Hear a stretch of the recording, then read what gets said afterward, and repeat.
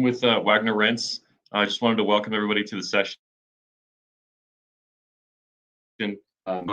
Landscape is definitely, I'm sure you guys have experienced a challenge in today's employee market. So I'm excited to hear what Audrey's got for the presentation. And again, welcome to the session and enjoy. Thank you, Matt. And that was a great video about Wagner too. I really enjoyed it. I am going to share my presentation with you in just a second here. So hang tight. Let's see, I'll share this one here. Just a second here. You'll be able to see it momentarily. Can you all see the full screen? I can see it. Okay, perfect. All right, everybody. Well, my name is Audrey Sevalt. I'm an HR consultant for BBSI. We're a fairly large PEO based all over the country. And we have 3 branches in Colorado as well. I'm based in Denver. I've also been an HR practitioner for 38 years. And I'm also a professor for University of Denver's master's program for strategic human resources. And because I've been a professor for over 22 years, my students have been teaching me a lot about what's going on with what workers want in the future. And I'm a baby boomer, so I've seen the workforce change and evolve, particularly a lot faster as the COVID crisis occurred. So what I'm going to do is I can't really see very well if there's how you all feel. So I want you to speak up because I'm going to give you a poll question, and I'll tell you what I actually spoke about this to another group not too long ago. I'll tell you what the business owners are thinking, but let's talk about the first question I have for you. And hold on, I'm running into technical difficulties now. Oh no. Oh, here we go. All right. All right. So there are some questions that I have for you right now as a company. What pain point are you encountering? Is it not having enough applicants or not having too many? Do you have to pay people more money? Are applicants no showing after you've talked to them on the phone? Are people resigning, just saying goodbye and leaving with no notice? And are you experiencing the treadmill of constant turnover? So what would you say is your most common pain point in your company? I'd like anyone to speak up. And if there's quiet, I'm going to warn you, I'm going to keep talking. That nobody, everybody's muted, so they can speak up, but they can respond in the chat. Yeah, please respond to chat then, everyone, if you could. So not enough applicants. Yes, everything. Yep, I see that too. All right, so I would say that the greatest pain point people are having is they just don't have enough qualified applicants. And in fact, they're just not getting enough. And the other pain point I'm seeing, there's, if you have people, they're demanding more money. I have a medical practice that had to go through bumping up medical assistance pay by $4 to $5 an hour. And because they have to do that, they have to lay off people to fill that gap. So so you're seeing people are demanding pay, more money. It's one of those things that you can't avoid as an employer right now. So you're kind of stuck. And no notice, walking away. It's just, this has been happening across the board. And let me walk you through the whys behind this. First of all, if you look back in the 70s and the 80s when I was young, 90s even, it was like the candidate pool was like a garden, a lush garden of candidates there waiting for you to ready to apply for a job, any job. And they would take rotten hours, rotten pay. They'd take whatever you wanted to give as an employer. And there were just so many of them practically falling over each other just to get a job with employers. Fast forward to today, and we have what I would call as a talent desert. You don't have any applicants. You don't even have talent in the pipeline that's ready to take on a job. And I would say that's the biggest singular worry that most of my owner clients have, is they just have no idea when this is going to let up. I mean, there were a lot of discussions about how when COVID ended and the unemployment ended, there would be more applicants out there. All of them would show back up, no problems there. It'll all be back to normal. And it just hasn't happened. And so I'm going to ask the next question, a poll question. This is real quick. I want you to text me what you know here. When you think of your frustration in this situation, where is it right now? Is it green, where it's really not a problem, like there's a lush garden of applicants ready for you? Is it not too bad, you're getting by okay? Or is it really bad? Or is it so high you see no end in sight, life is just hard? I'll give you a few seconds to just give me your sense. Not too bad, good, good. Anyone else? Getting by, all right. Okay, bad, but we'll still weather. All right. Ridiculously high, yes. So, and in some industries, it's worse than others, where if you have, if you have office work, it's probably easier to find talent than not having work we have to do it on site. That's turning out to be a problem too. So, yeah, so it runs the gamut. But I would say most people are running between yellow to bright red beyond ridiculously high. And some companies are rethinking their whole strategies on recruitment because it's the first thing they're thinking about. And I'll show you some evidence of that in just a second here. So what are the forces that are in play right now? What is happening? Well, of course, we had the pandemic for the last 2 years. It really wreaked havoc on the economy, where we had everybody shut down, jobs eliminated, everybody goes home, and those that are working from home work from home. But the pandemic has created so much disruption, and now you have COVID pay.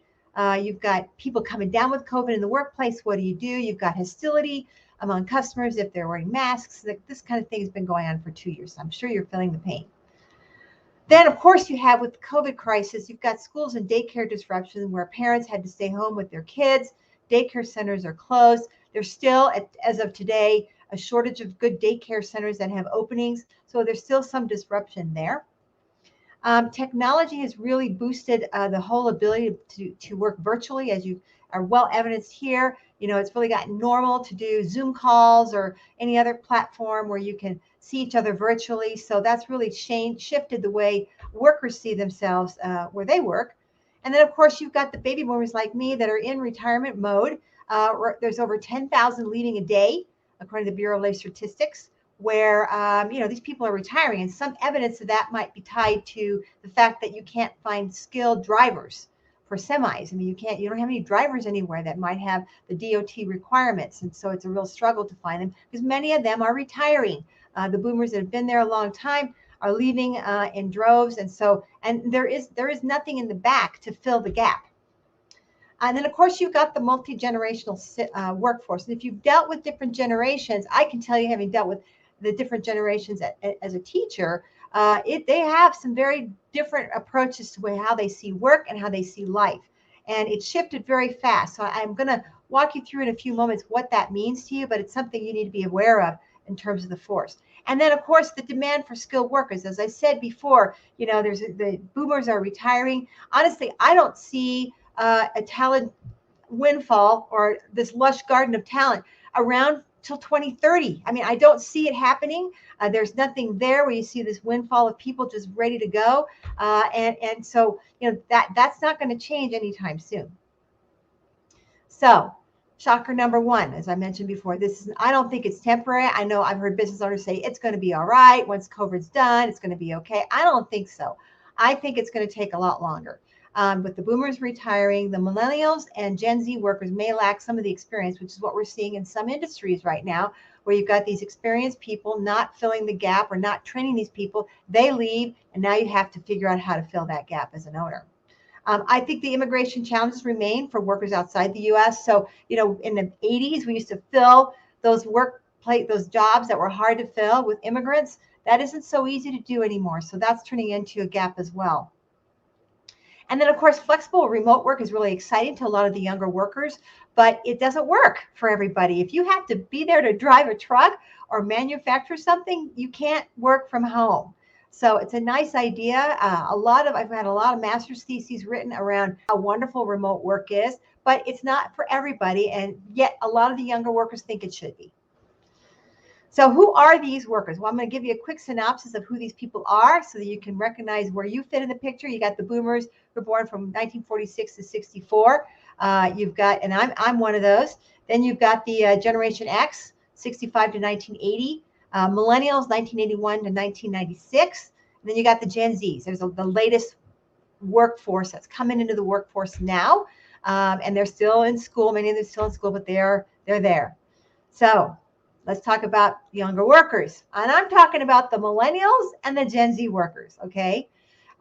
They expect a lot more pay. They're not going to go with I'll work for less pay for great environment. No, they're expecting more money. And that is the harsh reality that companies are encountering.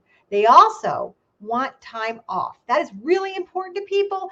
I'm finding that companies are moving into unlimited PTO policies just to attract workers in that way. But that's really important to a lot of these younger workers. I've read many, many papers about millennials and Gen Z workers who believe that, their quality of life is really important to them. And we can't let them not have their time off. So not having time off may not be so attractive. They want the freedom and flexibility to work when they want. So, if they want to work from 9 to 5 versus 7 to 5, they're hoping they can negotiate that with you. They want to have the freedom to offer you input on how the business should be run, or a career path where they can move up in a company. But they want that kind of ability. They don't want to just be a worker that just shows up every day and gets the job done. And so they expect career growth. And it may not have to be up the vertical path from employee to work to supervisor to manager to director, et cetera, et cetera. It could be a horizontal path where they deepen their skills and become like an apprentice all the way to a journeyman, for example, where they learn something they didn't know before and they grow with it. And then, of course, a lot of these workers demand regular feedback. As you may remember, way back in the 80s and 90s, performance reviews were the standard in many corporations, where I would get a review once a year from my supervisor and I would get a score. Maybe I was average. Who knows, right? But that was my feedback. That is not good enough for these workers. They want regular feedback. They want to see feedback at least once a month, if not weekly. And if you've got something good to say about them, they want to hear that too. And they really expect that from you. So knowing what you know about these younger workers, what are the options? Well, companies have options here. One is reduce the number of people you have by investing in mechanization. That's some companies have done, where they automate some processes instead of needing people. Other option is you limit the services and products of your business. You may have fewer hours open. You may have less services available, fewer products. And these are stark options, by the way. You might have a wait and hope strategy. Maybe it's going to get better. Who knows? All right. So I'm going to go back real quick here. I want to ask you a quick question. How many of you are living in wait and hope right now? And I'll tell you, I polled a number of my participants in a webinar a couple weeks ago, and I had over 50% of them were in wait and hope, which surprised me. But I think that's by sheer lack of knowing what else to do. They ended up with wait and hope. Does anybody feel that way? Just waiting and hoping it'll get better? All right, so that's a mistake, as evidence here. Burger King, I don't know if you've seen this in some other businesses you've come to, but companies are actually closing down. I went to Panera's not too long ago. They were closed because they only had one employee who did drive up. That was it. Everybody else no-showed. And so this is becoming more and more prevalent, where businesses have to just shut down because they just don't have people to do the work. All right, so what do you think companies are going to do? And I want to know what you think. And I've kind of dropped some hints to you. Do you think that you're going to go with the strategy of just getting by, limiting your services? What do you think? It looks like Scott had some changing policies and system to at least some desired incomes to younger workers. Okay, good. So we can get thoroughly depressed about this. There is a people strategy. This is a fourth idea versus waiting for the world to end. Here is a way that I think you can address the issues as best you can. One is, I think you should be proactive. So if you think you're going to have to pay people more, then do a market analysis to see what the competition is doing out there. In the state of Colorado, you've got the Equal Pay for Equal Work Act, and that law mandates that all employers are supposed to post their pay ranges of the jobs out there in Indeed and ZipRecruiter. So that's, you can always kind of get a pulse of what other companies are paying. You can be strategic by thinking ahead of where do you see the skills being needed a year from now, 6 months from now, and plan it out. Think about where you're going to need the people. And you got to know what to do before it happens, like a roadmap. Like you've got to be ready for an inevitable no-show. Who comes in, somebody doesn't come in for an interview. What are you going to do then? You just say, well, there went another one. No, there needs to be a plan on how you can find more people.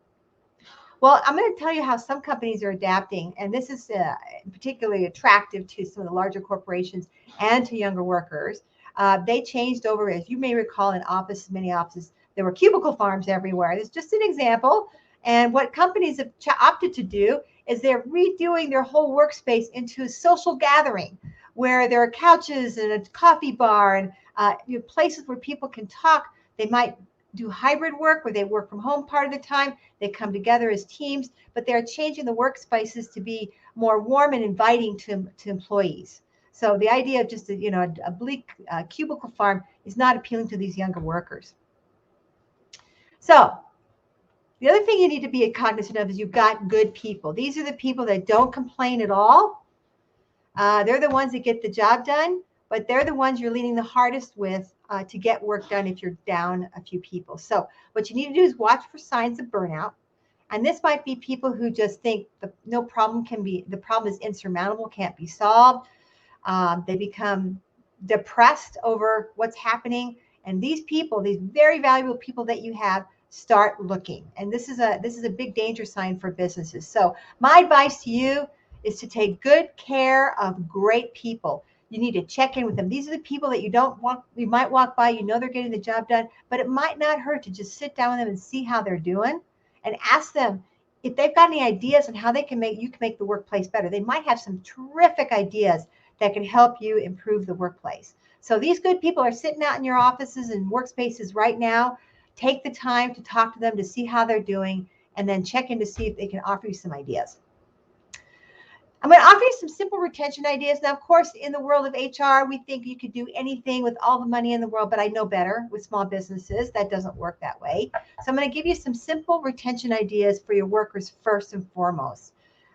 First, if you have people that are employed now, you can do stay interviews, which would be where you might do a survey, asking them about the work environment, and there's all kinds of surveys available on SurveyMonkey and some other survey tools. And you ask them what's the likelihood of them leaving within 1 to 3 years. This gives you a sense of if people are thinking of leaving so that you can plan ahead.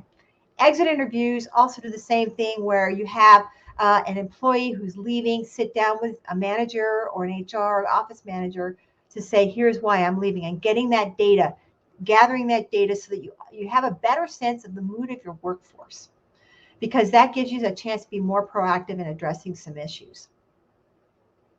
You can actually talk a valuable employee out of leaving. I don't think that's utilized enough, because once we get the resignation notice, if they don't walk out, if we get the resignation notice, we say, okay, I'm sorry you're leaving, goodbye.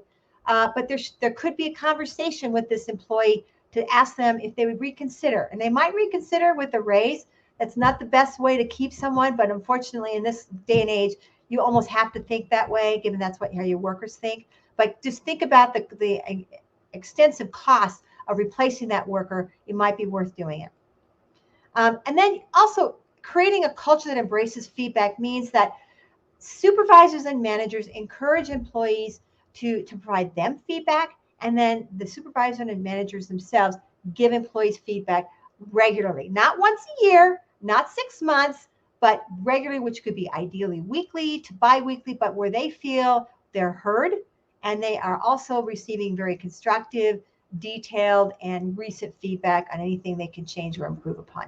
Feedback is probably one of the key things that people miss in terms of retaining employees, because we all intrinsically want feedback. We never really know how we're doing with our supervisor or the leaders in general. So if I'm hearing that I'm doing fine, it keeps me from the doom and gloom thinking that could happen. So, and by the way, your Gen Zs and millennial workers demand regular feedback. That's what they want out of you. So it's something you can do that doesn't cost anything. I would suggest too that you look at your jobs and offer career paths and development. And with that, make sure that your boomers are providing their knowledge to help develop these workers. So baby boomers, we come in, we've got a lot of knowledge. I don't know that any business says, hey, you know a lot. I want you to document it. I want you to mentor someone. I'd like you to make sure that you train someone on what you know. And they might say, what are you trying to do? Replace me? It's like, no, we just want more than one person to have your knowledge. So your job is to share the knowledge and also mentor. Mentoring is a great tool to help with regular feedback. You've got a good employee who has good interpersonal skills that would be very valuable to them to provide some feedback to someone who needs to grow. So it's a very easy way to do it. Some other simple retentions idea might be, you got to look at the culture of your organization. Is it a baby boomer culture? Because it's not going to jive well with your younger workers. And I can tell you, I've actually worked inside environments where I can tell the millennials and Gen Zs are in charge. In some offices, they have dogs. They might have a workout center where you can hear the rap music booming through the walls. They have, very open desks. They try very hard to have food available for lunch. They're celebrating things. I mean, that's the culture that workers like to see, if possible, where there's, they feel important and valued, because if they don't feel that, they're going to leave. The other thing is, look at your benefits. Are your benefits the traditional medical, dental, life insurance, short and long-term disability benefits? Do they match what your workers need? How is your PTO policy? Does a standard vacation policy where after you've been here a year or 6 months, you get vacation? Because those things don't match with what they want. They want to have PTO as soon as possible, if not immediately.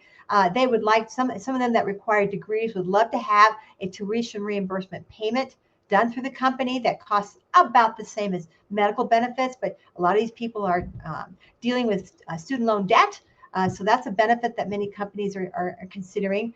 Wellness, community activities that get people involved in social responsibility activities that, it's making the world better, making the community better. Those are all things your younger workers are looking for.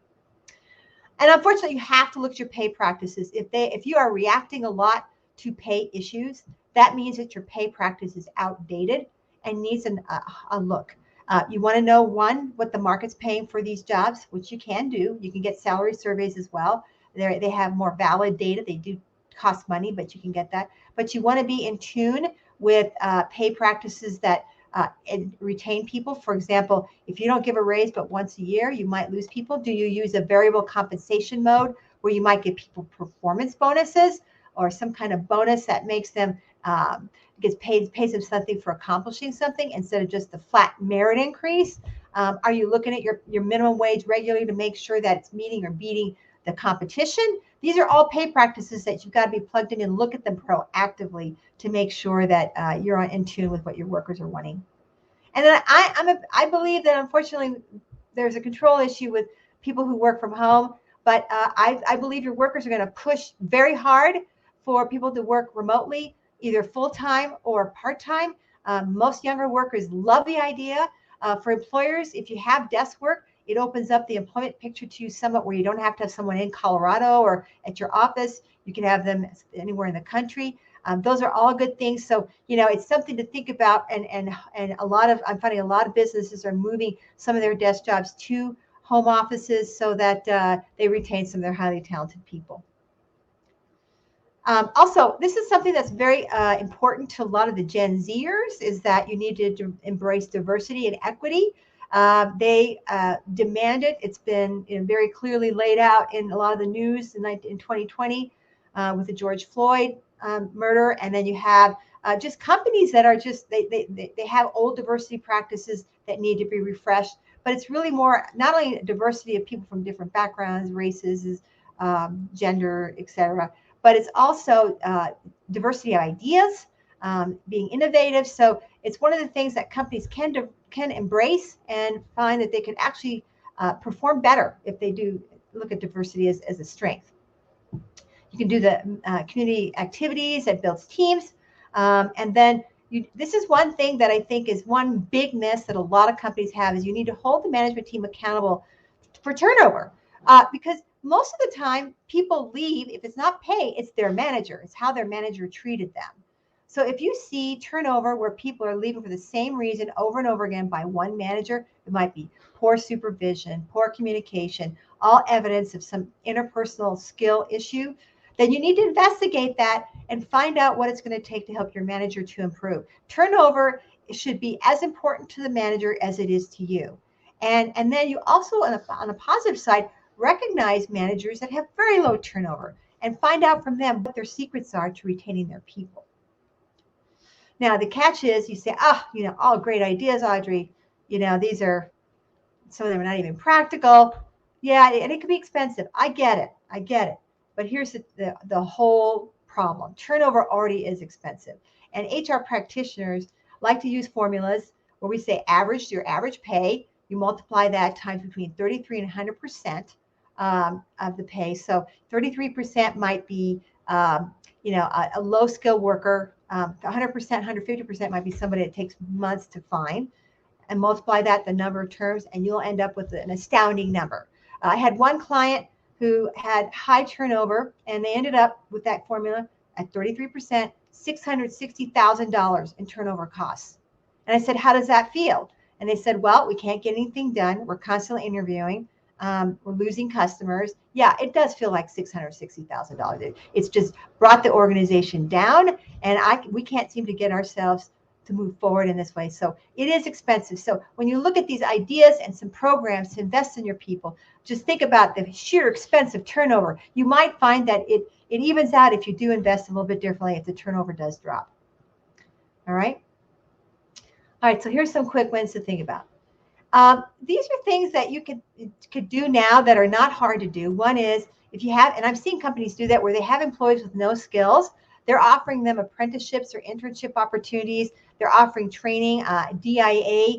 They offered DOT certification for truck drivers. So we're going to pay for that. So those are some things you can do. So you don't have to bring in exactly the right person with exactly the right skill if you're willing to train to the point where they're proficient. Create the career paths, and I think you should pay for higher skill. You might pay for management roles, but higher skill also has some value to it, and you may retain some of these highly skilled workers that you want to keep.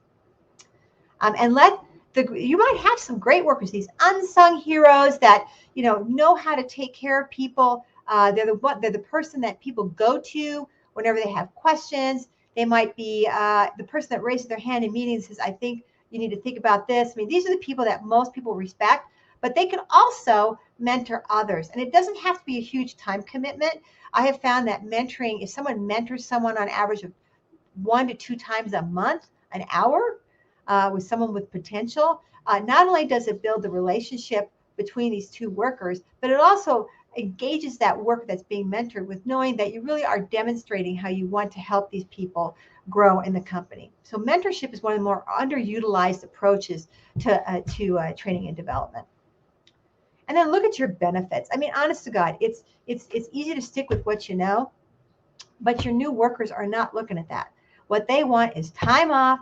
They want schedules that are flexible. They want, as I said before, they want these really creative benefits that have out there. Talk to your brokers about what's out there, what they can offer that would be very enticing to these younger workers. But the medical, dental, life, those are all nice, but they're not going to excite your younger workers.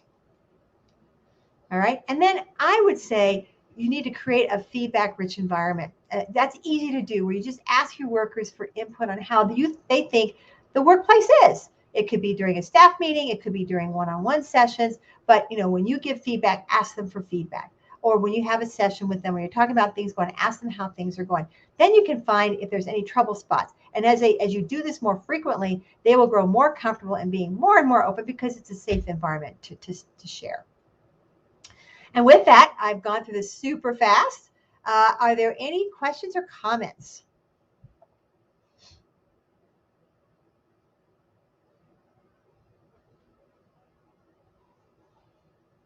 So Ashley, I think, or Candace, Candy, I think we're done, given that no one is asking a question. All right. Well, we appreciate your time. Yes, and if you have any questions at all, let Candy know. I have tools available. If you need some information, I'd be happy to share. Oh, Nick has a question. Go ahead, Nick.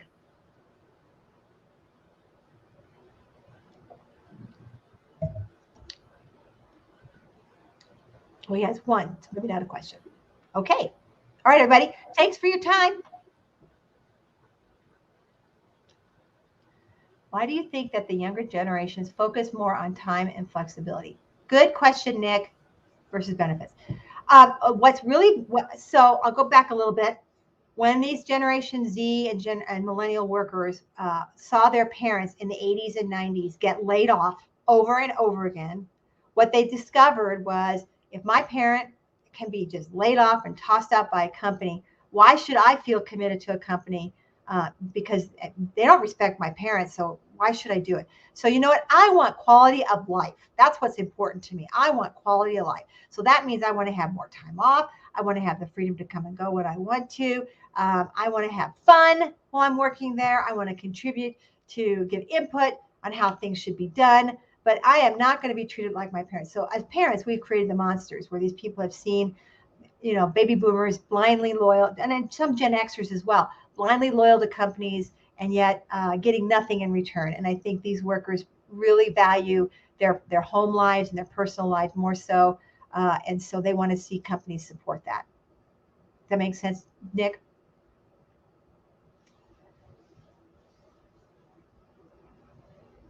Okay, so the question is, focus on mental health and wellness benefits considered. Yeah, actually, I think that, mental health is a big issue for a number of workers with the opioid crisis, COVID, and stress. And so if you have an EAP program or you have any kind of mental health benefit for them in your health plan, you should talk that up, because a lot of younger workers are really looking for some kind of support, having gone through a lot of stress from the COVID crisis.